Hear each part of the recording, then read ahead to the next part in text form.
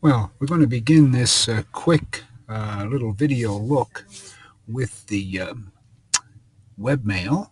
And in the webmail, you'll find there's a email with the subject line, COM 1228 plan for March and April.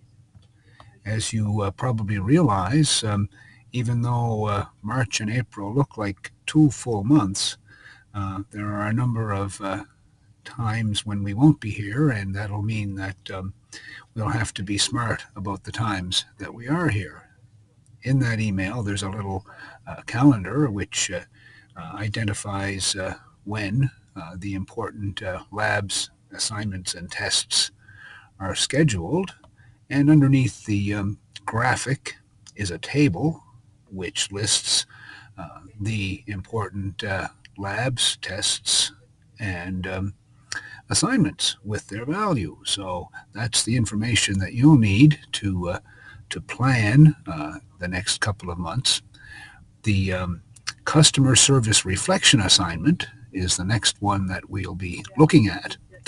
And let's see what resources we have in the OneNote classroom to help you with that assignment. In the OneNote class notebook, one of the sections is the content library, and the latest additions to that library deal with the customer service reflection report. You've probably seen these 4 slides as part of Lab 5 or Lab 6. These 4 slides really are the topics that we're going to look at in customer service. We have some customer service scenarios which you will probably encounter when you go on site to build or fix something, and some of the skills that the experts recommend that you use to address these scenarios. If you have these skills, that's wonderful, and perhaps you need to have a willingness to learn some of the skills that you don't have already.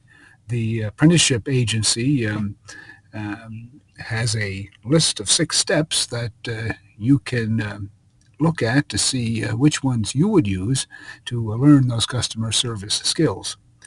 At the end of the day, your employer is going to be concerned about the effect of your customer service work on the customer, and the RATER or rater scheme is a way customers will put a value on the service that they experience from the people who come to install, build, or tweak their equipment. So this is the overview. Now, when we get to Lab 5, we're going to spend some time looking at how the textbook advises us to prepare a report, and what we'll end up being able to do at the end of that lab is answer the question, what is it, what's the purpose for writing this report, and who are our readers?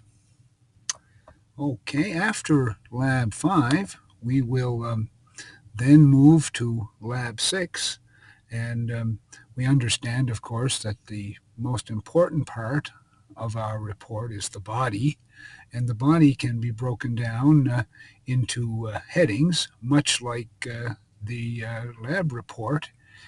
Body, in this case, is broken down into 2 headings, the essential elements from the Butterfield text and the lab instructions. So when we're writing the customer service reflection report, we will expect that the body will be broken down into headings. And this lab will help us list the major headings for our outline. Well, we've done the 2 labs, so we are prepared then to tackle the customer service reflection report. Let's take a look at the evaluation rubric for that report. Now, I realize when you look at this, you're going to say, well, that that model, the ABC model, is one you're familiar with, and that's the model, of course, that we'll be using to evaluate this report. This report is valued at 10% of your course mark. And let's just take a look at the rubric, which is at the bottom of the page here. And there you can see the details that describe how you will address the abstract, the body, the conclusion, the audience, the business-like, the concise, a heading for customer service scenario, whichever one or ones you decide to work on, and the heading for the customer service skills that will be involved in addressing that scenario.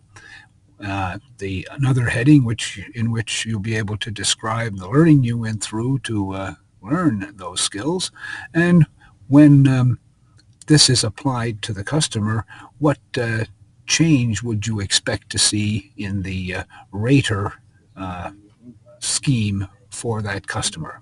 So let's give it a go, and this should add another 10 points to our score.